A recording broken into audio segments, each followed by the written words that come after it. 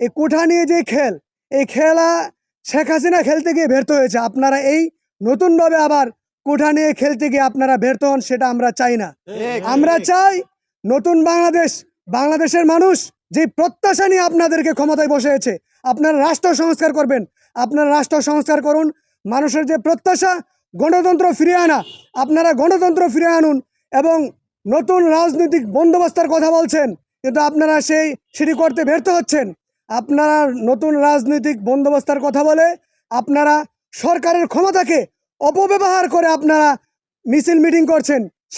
সেটা থেকে ফিরে আসতে আমরা বলবো যারা গণ অভ্যুত্থানের শক্তি, সকলকে সাথে নিয়ে নতুন বাংলাদেশের মানুষের যে আশা আকাঙ্ক্ষা, সেটাকে পূরণ করার জন্য আপনারা সবাইকে একত্রিত নিয়ে নতুন বাংলাদেশ বিনির্মাণে সামনের দিকে এগিয়ে যাবেন। এবং যে আপনারা যে কোঠা নিয়ে খেলার যে চেষ্টা করছেন, আমরা বিগত সময় দেখে আসছি শেখ হাসিনা সরকার তার একটা বলি ছিল মুক্তিযুদ্ধ।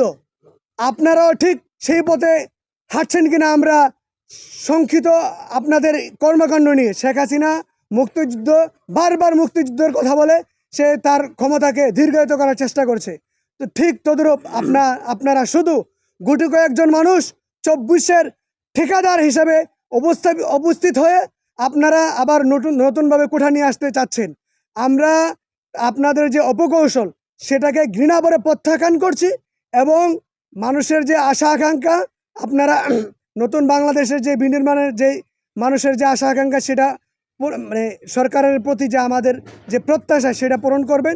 খুবই দুঃখের সাথে জানাচ্ছি, যাদের রক্ত, ত্যাগ এবং জীবনের বিনিময়ে একটি বৈষম্যহীন সমাজ ব্যবস্থা গড়বার জন্য বাংলাদেশে জুলাই গণ অভ্যুত্থান হয়েছিল, সেই আহত যোদ্ধা এবং শহীদদের পূর্ণাঙ্গ তালিকায় সরকার প্রকাশ করতে ব্যর্থ হয়েছে।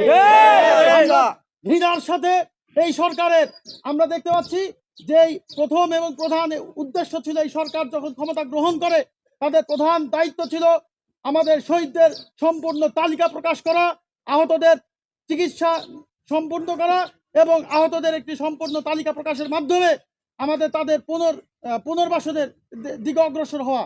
কিন্তু এই সরকার কাজের কাজ না করে দুনিয়ার যত আকাজ এবং অকাজগুলো তারা খুব ভালোভাবে করছে। আমরা দেখতে পাচ্ছি নতুন ভাবে তারা আবার পুনরায় কোটাকে পুনর্বহালের মাধ্যমে যে বৈষম্যের বিরুদ্ধে আমাদের শহীদরা রক্ত দিয়েছে, জীবন দিয়েছে, সেই বৈষম্যকে তারা আবার নতুন ভাবে জাগরণের চেষ্টা করছে। বাংলাদেশ ছাত্র অধিকার পরিষদ 18 সালে কোটা সংস্কার আন্দোলন করেছিল, 24-এর সামনে থেকে রাজপথে নেতৃত্ব দিয়েছিল, তার ওই প্রেক্ষিতে পুনরায় কোটা যখন পুনর্বহালের কথা তারা বলছে, সবার প্রথম বাংলাদেশ ছাত্র অধিকার পরিষদ তার সম্পূর্ণ প্রত্যাখ্যান করে প্রতিবাদ জানাচ্ছে। আমরা এই সরকারকে বলবো, আপনারা শহীদের পূর্ণাঙ্গ তালিকা প্রকাশ করুন, আপনারা আহত এবং আমাদের যারা নিহত হয়েছে তাদের পরিবারকে এবং তাদেরকে রাষ্ট্রীয় সহায়তার মাধ্যমে পুনর্বাসন করুন। যে এই জুলাই ফাউন্ডেশন আপনারা করেছেন, সেখানে আমরা অভিযোগ পাই সেখানে আহতরা আসলে পর্যাপ্ত তাদেরকে সেইভাবে ব্যবস্থা করা হয় না, তাদের চিকিৎসার ব্যবস্থা করা হয় না। এই ধরনের বিষয়গুলোর প্রতি আপনারা নজর দিন। পুনরায় বাংলাদেশে যদি আবার কেউ কোটাকে ফিরিয়ে আনার চেষ্টা করে, কেউ যদি আবার নতুনভাবে আওয়ামী রাজনীতিকরণের চেষ্টা করে, জুলাইকে মুক্তিযোদ্ধার চেতনার মাধ্যমে নতুন চেতনা বাস্তবায়নের মাধ্যমে আগামী একটি বৈষম্যের সমাজ গড়ে তোলার চেষ্টা করে, তাদের বিরুদ্ধে বাংলাদেশ ছাত্র অধিকার পরিষদ সর্বশক্তি দিয়ে রুখে দাঁড়াবে।